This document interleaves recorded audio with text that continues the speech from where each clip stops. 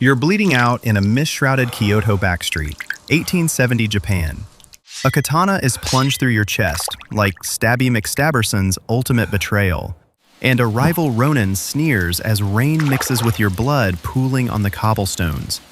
You, the wandering sword once feared in dojos, are now just a forgotten ghost, clutching a hilt in the downpour, life flickering out alone. Masterless legend? Wrong. Just a stray dog samurai in a world that chewed you up. Let's rewind to your stormy start, because being a Ronin wasn't poetic wandering. It was a grind of grit, grudges, and being one wrong bow away from the Seppuku blade. You're born around 1800, squalling in a modest samurai home in Edo, modern Tokyo. The walls of shoji paper tremble with typhoon winds, and the roof leaks like a bad omen over your tatami cradle. There is no golden katana here. Your dad is a low-rank bushi, serving a minor daimyo, scraping stipends from rice taxes, while your mom is a tea-pouring housewife worn thin from duty and damp winters. Your first breath is the scent of musty futon wool mixed with cherry blossom incense and the sour tang of unwashed haori. That's your feudal family flair. The good news? You're born into a Bushido bloodline. The bad news? France's revolutions are echoing in the distance, and Japan's isolation is cracking. Your clan is already on the edge. By age 4, you're not playing with toys. You're toddling through dojo yards, your belly growling from soba noodles that are more broth than buckwheat. Daimyo feuds bite hard. Your dad is called to a border skirmish and returns in a box, arrow-riddled like a porcupine prop. Mom weeps silent over her loom, but a rival retainer, your new stepdad, marries in quick and eyes you like excess baggage. He trains you early, but his lessons are backhands for slowbows, leaving bruises blooming purple on your skin. Tragedy peaks when you're 6. Stepdad accuses mom of disloyal whispers, and she is forced to commit seppuku. You watch from the shadows, heart shattering like dropped porcelain as her blood pools red on the tatami.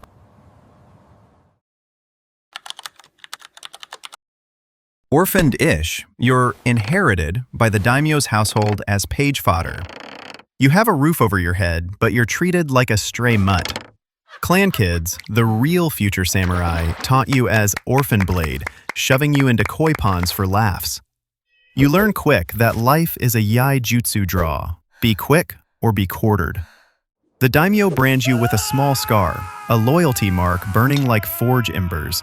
But your reality is isolation, crying alone in the stables. By age 9, kid dreams are deader than a dishonored foe. You're shoved into page service at the daimyo's castle, a looming fortress of tatami halls and endless etiquette. Your guide is a grizzled senpai with breath like old sake, treating you like blunt steel to be honed. Dawn cracks over cherry groves, and you're up polishing armor until your fingers bleed rusty. "Shine or shame, whelp," he barks. Afternoons are for serving tea without a spill. Drop a cup, a bamboo rod whacks your knuckles, stripes burning like wasabi fire. You scavenge kitchen scraps like a tanuki thief because your portions are scarce. In the mornings, you learn kendo, bashing wooden bokken against dummies until your arms scream. Evenings are spent memorizing Hagakure verses on death and duty. Flub a line, enjoy extra laps in the rain with mud sucking at your feet. Isolation deepens. You have no pals, only rival pages. One spar cracks your rib, and as you taste the metallic tang of blood, your senpai reminds you, "Pain's your sensei." You pray to Hachiman for warrior luck, but doubt creeps in. Is this a divine path or just a delusion? Winters are spent in snow drills while scant-clad to build grit, though you lose a toenail to gangrene. Summers are for archery until your fingers callous. Fail a test, and you're tied to a post as a public example of humiliation. You're 18, and dubbing day strikes like a thunderclap. You pass the rite by disarming a senior in the dojo with your bare hands. The daimyo knights you a samurai, girding your first katana, heavy as destiny, onto your waist. It's the 1830s. The world feels still, but the air is thick with the rot of a failing shogunate. Missions roll in, mostly internal peacekeeping and tax enforcement. Your first real clash is a raid on a rival clan's border. Horse galloping through mist, arrows zipping. You slash a foe and feel the hot spray of blood. Victory is bitter, like oversteeped green tea. But there are perks. Your stipend in koku rice allows you to stash away a little wealth. You marry at 22, a tea house girl tough as bamboo. The wedding is simple, but the sake toasts are warm. Kids come, sons for training, and your heart swells at their first clumsy bows. Your high moment arrives in the 1840s. You defend the daimyo during an ambush, your katana singing through assassins like a ghost.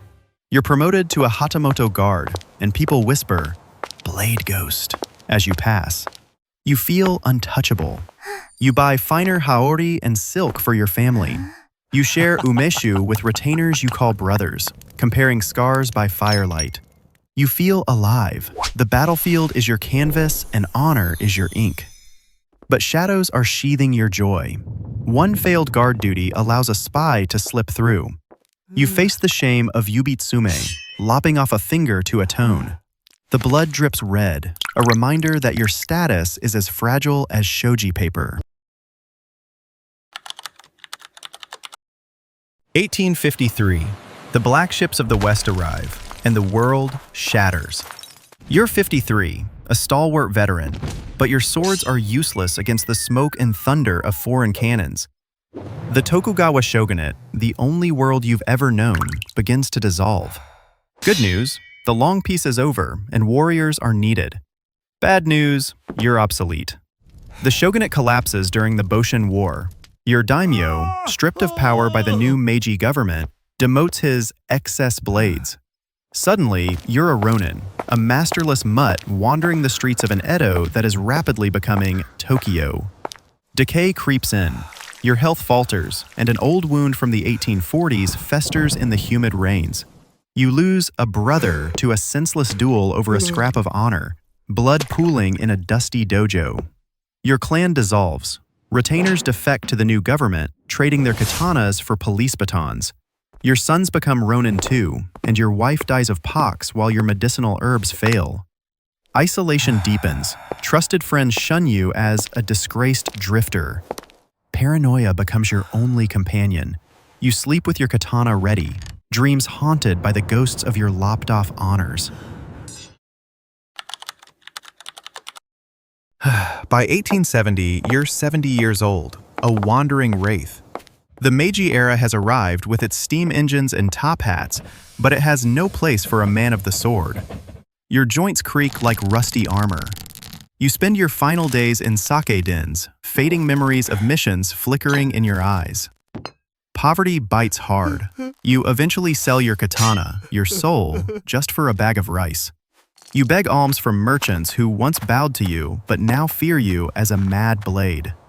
You wander the provinces, dueling younger, faster foes for scraps of food, but humiliation is a bitter meal.